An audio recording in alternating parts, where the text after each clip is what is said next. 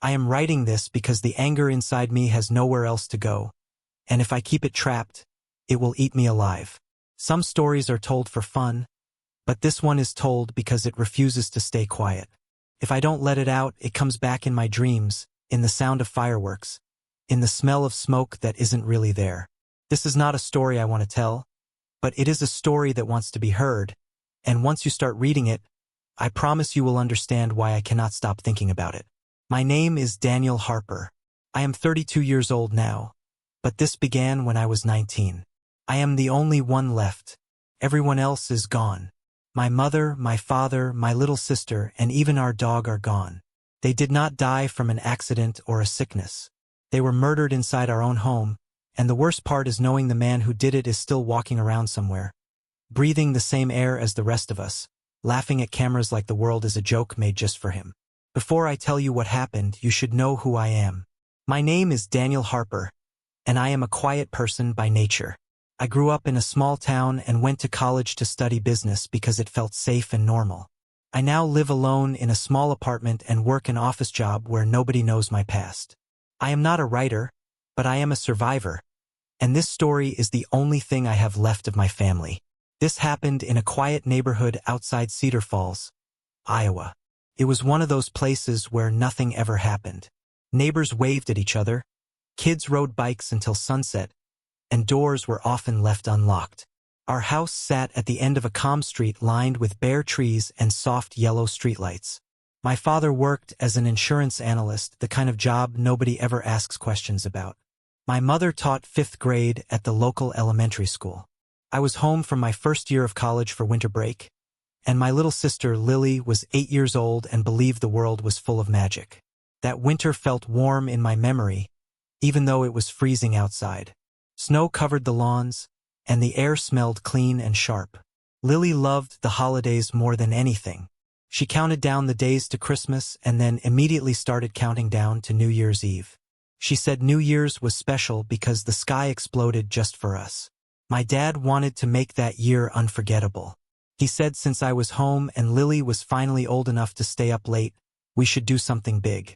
A few days before New Year's Eve, my dad drove 2 hours to a neighboring state where the fireworks laws were looser. He came back smiling so hard his face looked tired. He unloaded 3 large boxes from the trunk, each one heavy and marked with bright warning labels. Inside were mortars, Roman candles, and massive finale boxes that promised dozens of shots at once. Lily jumped up and down, clapping her hands, while my mom stood back with her arms crossed, clearly nervous. My mother didn't like the idea of that much explosive material in the house. She told my dad to store it somewhere safe and dry, far away from heat. He decided the basement was best. Our basement was unfinished, with concrete walls, a cement floor, and old metal shelves pushed against one side. He stacked the boxes in the corner and covered them with a thick blue tarp. That was days before New Year's Eve, and none of us knew that choice had already sealed our fate. The first sign that something was wrong came the very next night, but we didn't understand it at the time. It was our dog. Max was a golden retriever with soft eyes and a tail that never stopped wagging. He loved everyone and barked only when the mail truck pulled up. That night, while we were watching a movie in the living room, Max wouldn't settle down. He paced back and forth near the hallway that led to the basement door, whining softly like he was worried. First, we laughed it off. My dad tossed a couch pillow at him and told him to relax. Max didn't relax. He walked right up to the basement door and began scratching at it hard, his nails clicking against the wood. He pressed his nose to the crack at the bottom and sniffed loudly, then let out a sharp bark that made my sister jump. I had never heard that sound from him before. It wasn't playful. It was angry and scared. My mom said it was probably mice trying to stay warm. We had dealt with mice before during winter, so it made sense. My dad grabbed a flashlight and opened the basement door. Max tried to push past him, growling low in his chest, but my dad gently pushed him back. He went downstairs and stayed there for a few minutes. When he came back up, he shrugged and said he didn't see anything. He set a few traps and said the fireworks were fine. But Max didn't stop. For the next 2 days, he refused to leave that hallway. He didn't sleep in my parents' room like usual. He slept on the cold floor facing the basement door, growling in his sleep. Every small noise made him jump. We got annoyed. I remember snapping at him to be quiet because I was trying to study. I regret that moment more than anything else in my life. I yelled at the only one who knew we were in danger. The day before New Year's Eve, December 30th, I made plans to go to a friend's lake cabin for the night. We were going to hang out, play board games, and come back the next day. I packed my bag in the afternoon and said goodbye to everyone around 6 in the evening. Lily hugged my legs and told me I was going to miss the fireworks. I told her I would see pictures later. My dad reminded me to drive safe and text when I arrived. That was the last time I ever saw them alive. The drive to the cabin took a couple of hours, and cell service out there was bad. I sent a quick text saying I arrived safely and then turned my phone off to save battery. We stayed up late talking and drinking soda. I went to sleep sometime after 2 in the morning, tired but calm, thinking nothing of the night unfolding back home. I woke up to someone shaking me hard. My friend stood over me, his face pale and eyes wide. He told me the police were on the phone. The moment he said that, my stomach dropped. I grabbed the phone, and a calm but serious voice asked me to confirm my name. Then he told me there had been a major incident at my address and I needed to come home immediately. I drove faster than I ever had in my life. When I turned onto my street, I couldn't even reach my driveway. Police cars and fire trucks blocked the road, their lights flashing against the snow. I jumped out of my car and ran toward the house. An officer tried to stop me, but I screamed that I lived there. I stopped when I saw it. There was no house. The structure was gone, crushed inward like it had been punched by something massive. Blackened beams stuck out of a smoking pile of rubble. The heat still rolled off it, melting the snow around the ruins. I fell to my knees because my body understood before my mind did. No one survives that. The days that followed were a blur. Interviews, paperwork, and the unbearable task of identifying remains. The fire started around 3 in the morning. Neighbors heard a huge explosion that shook the ground, followed by rapid bursts as the fireworks ignited. The fire spread instantly. The temperatures rose so fast that there was no chance to escape. They found my family in their beds. At first, everyone believed it was a terrible accident. Faulty wiring, maybe the furnace, something tragic but explainable. That story lasted about a week. Then the detectives called me back to the station. They showed me a video from a neighbor's security camera across the street. The footage was grainy and black and white. At 2:47 in the morning, a man walked into frame. He wore dark clothes, a hoodie, and a ski mask that covered his face. He walked calmly up my driveway. He went to the side of the house where the basement window was. He broke the glass, poured liquid inside, and dropped a burning flare through the opening. He knew exactly where the fireworks were. The explosion came seconds later. But before it did, he stepped back and looked directly into the camera. He raised his hand and gave a small, casual wave. His shoulders shook like he was laughing. Then he walked away. They never caught him. Years later, I sold the land and moved away. I don't celebrate New Year's. Fireworks make my chest tighten. And last week, at a gas station late at night, I saw a man wave at a camera and laugh the same way. I don't know if it was him, but I know he is still out there. If your dog is barking at something, listen, check, because he thinks it is funny. The end. I am going to tell you something that still wakes me up at night, something that lives in my bones like a sickness that never leaves. Before you decide to stop reading, let me warn you, this is not a ghost story, and it is not about monsters hiding in the dark. This is about people, and people are far worse than any monster you can imagine. What happened to my family on that New Year's Eve taught me that safety is an illusion, trust is a lie, and evil does not always kick the door down. Sometimes it smiles, serves you dinner, and waits patiently for you to fall asleep. My name is Ethan Caldwell. I am 34 years old now, but I was 17 when this happened.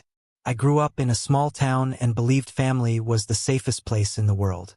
I now live alone, far away from where it all happened, and I have never celebrated New Year's Eve since.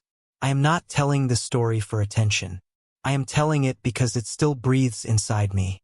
Every year, without fail, My entire family gathered at my grandfather's farmhouse in northern Vermont. This was not just some old house. It was a huge, weather-beaten estate built in the 1920s, sitting alone on nearly 80 acres of frozen land. To reach it, you had to drive almost 10 miles down a narrow gravel road that turned into an icy trap during winter. No streetlights, no nearby homes. The closest neighbor was more than 15 minutes away by car. To outsiders, it looked like the perfect setting for a horror movie.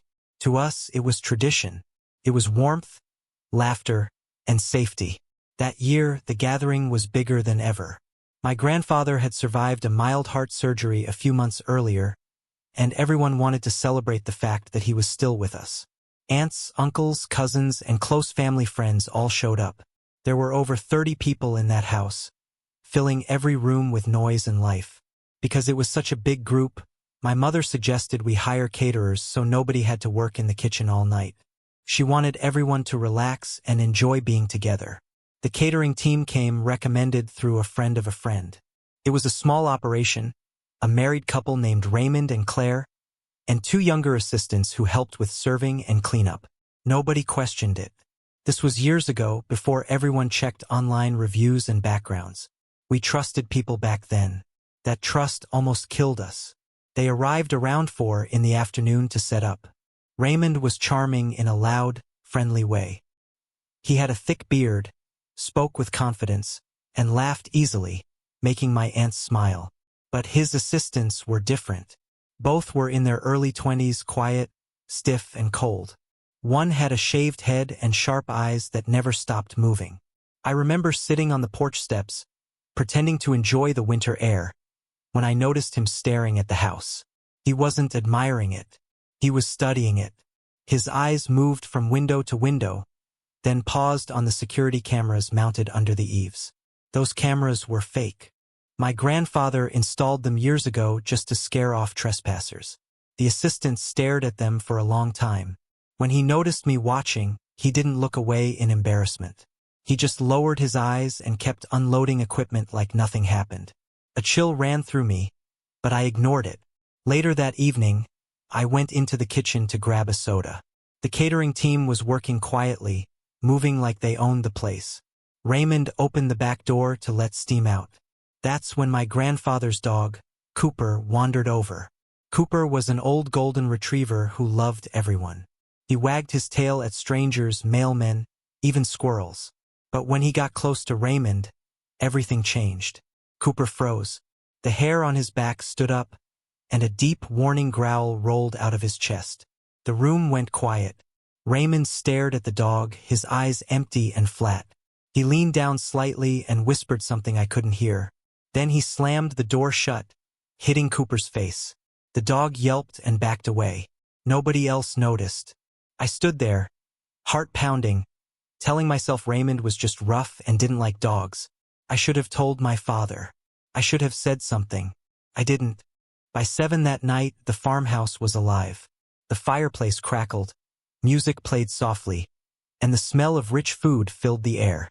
Roast meat, warm bread, thick stew. Everyone was laughing, talking, and eating. I remember thinking how perfect it felt, how safe we all were together in that isolated place. Dinner was served buffet style. I went back for seconds of the stew without thinking. That stew would almost end my life. Around 9:30, something felt wrong. The noise level dropped. Conversations slowed. I was sitting on the couch next to my cousin Emma when she stopped talking mid-sentence. Her head drooped, and she slid sideways like a doll. I tried to ask if she was okay, but my tongue felt thick and heavy. I looked around the room. People were collapsing everywhere. My father sat frozen in his chair, eyes half closed. My mother slid down the wall onto the floor. Panic flared inside me, but my body didn't respond. When I tried to stand, my legs failed.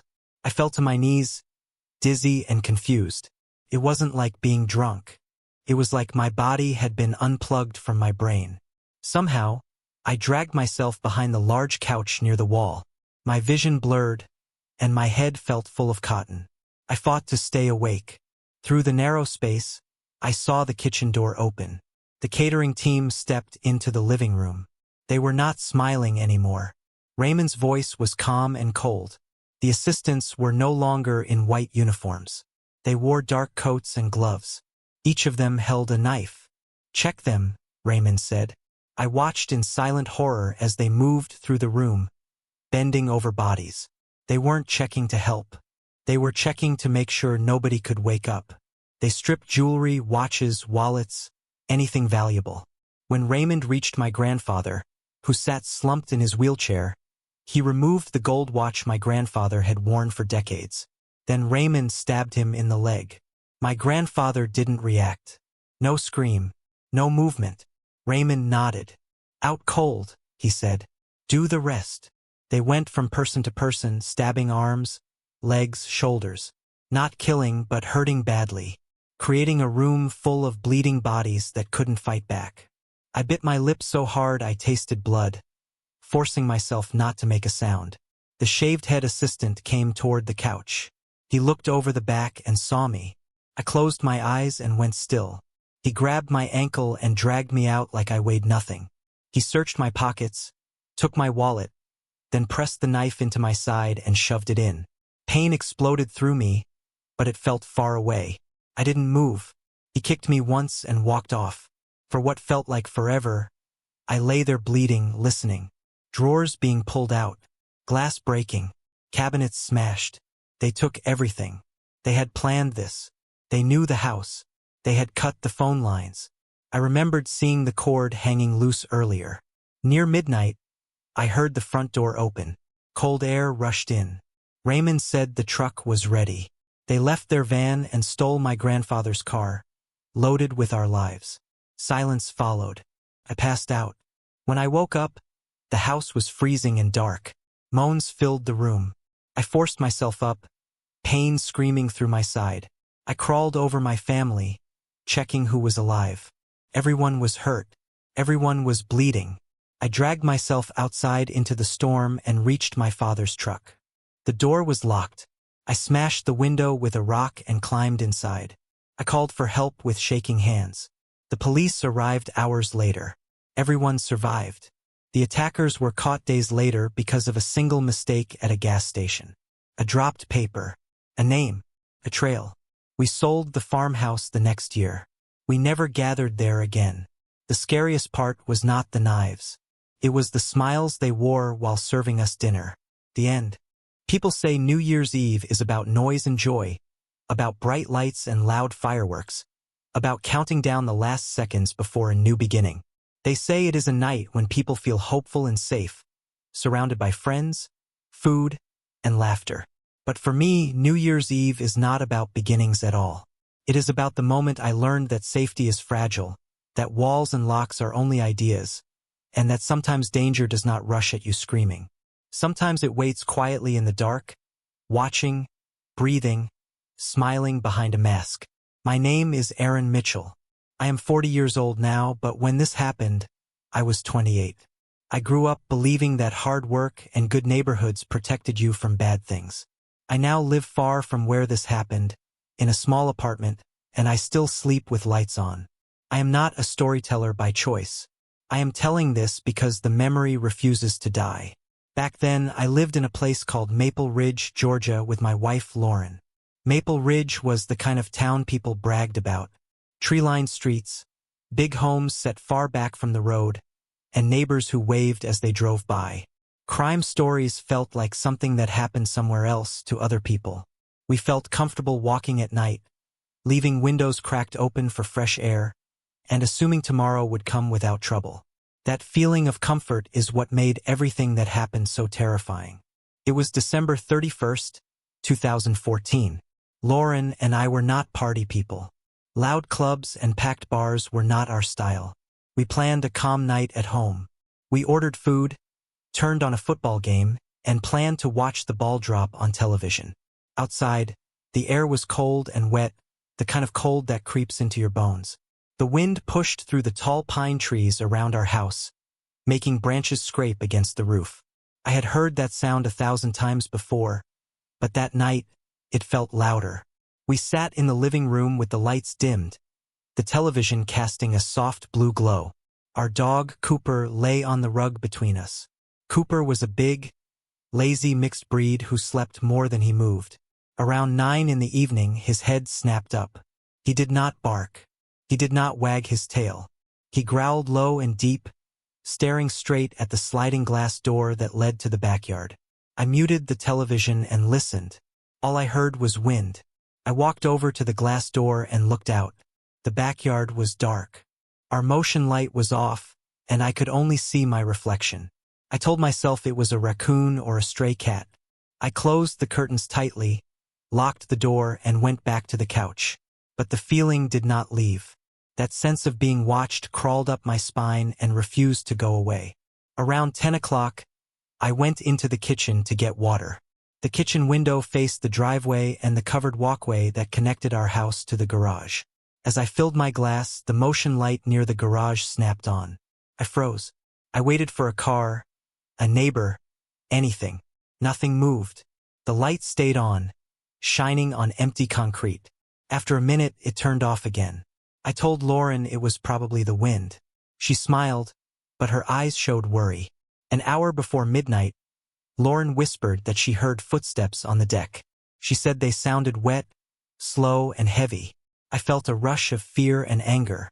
I walked to the back door and turned on the deck light. The deck was empty. No person, no animal, just leaves blowing across the wood. I told her we were scaring ourselves. Then the motion light in the breezeway turned on again. This time I saw movement. Through the clear glass at the top of the door, I saw a shape step into the light. My heart slammed against my ribs. I grabbed Lauren's arm, pulling her back. We stood frozen, staring. It was a man. He was completely naked. His skin looked pale and sick under the bright light. He was thin, shivering, but calm. On his face, he wore a rubber mask of a famous political leader, smiling wide and fake. The eye holes were dark and empty. On his body, the only thing he wore was a single sock pulled over himself. He moved slowly, almost curious, turning his head as if studying the house. He faced the door. The mask stared straight at us. He tilted his head, like an animal trying to understand a sound. Fear turned into rage. I slammed my hand against the glass and screamed for him to leave. He jumped, then ran, bare feet slapping against concrete, disappearing into the trees. Lauren called the police as I locked every door and grabbed a bat. The officers arrived quickly. At first, they doubted us. Then we showed them the camera footage. The video made everything worse. We saw him in our yard over an hour before we noticed anything. Standing still in the woods, watching, pressing his face against the glass while we sat feet away, testing doors, waiting. The police searched the woods, but they never found him. We moved out months later. To this day, they have no answers. And the scariest part is knowing he was reaching for the door when I screamed. That night, I forgot to lock it. The end.